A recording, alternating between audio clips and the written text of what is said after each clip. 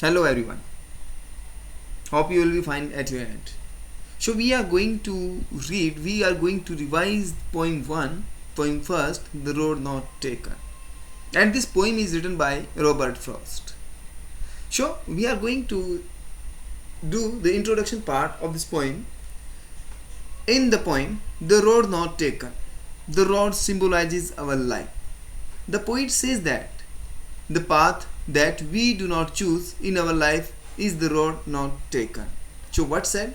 कि जो रास्ता हम नहीं चुनते हैं, जो चॉइस हम नहीं लेते हैं अपनी लाइफ में, वो चॉइस हमारे लिए द रोड नॉट टेकन बन जाती है.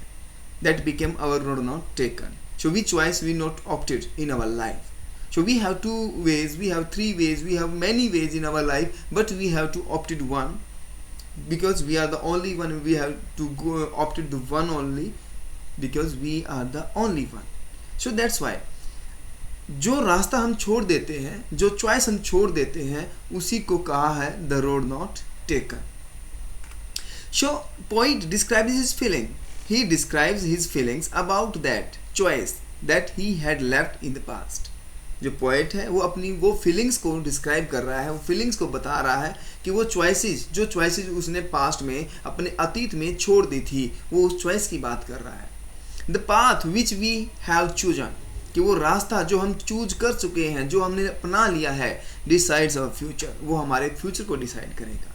आवर डेस्टिनेशन, हमारे डेस्टिनेशन को डिसाइड करेगा.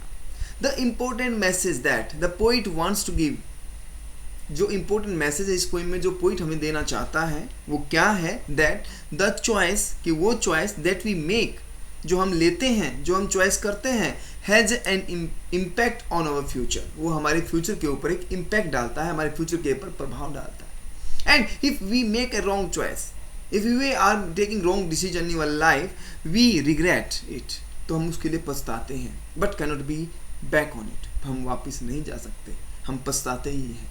सो we must be wise while making choices, इसीलिए हमें बड़ा वाइज बनना पड़ेगा. We have to be intelligent one to select, to opt the choices in our life.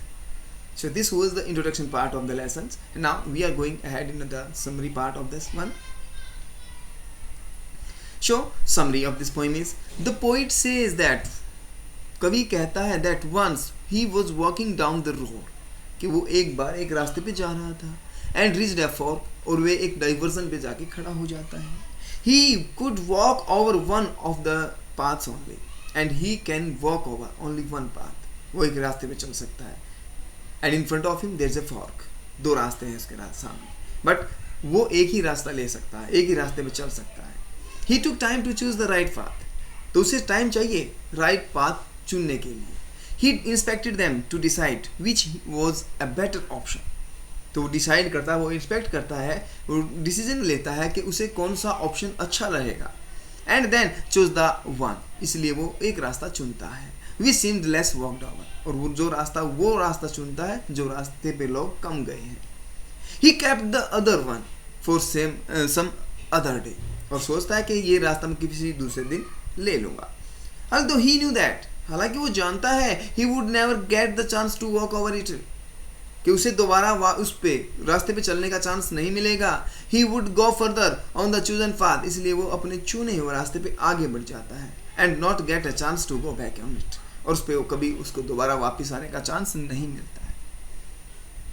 as he walked on the chosen path, जैसे ही वो चुने हुए रास्ते पे आगे बढ़ता है, he realized that, तो उसे महसूस होता है क्या? both the paths were similar, कि दोनों पाथ जो थे वो सिमिलर थे. he felt that, उसे महसूस होता है कि his future depended on the choice that he made, कि उसका फ्यूचर उन चॉइस के ऊपर डिपेंड करता है जो चॉइसेस उसने अपनी ज़िंदगी में, अपनी लाइफ में चूज की हैं, जो अपनी लाइफ में उसने सेलेक्टेड की हैं.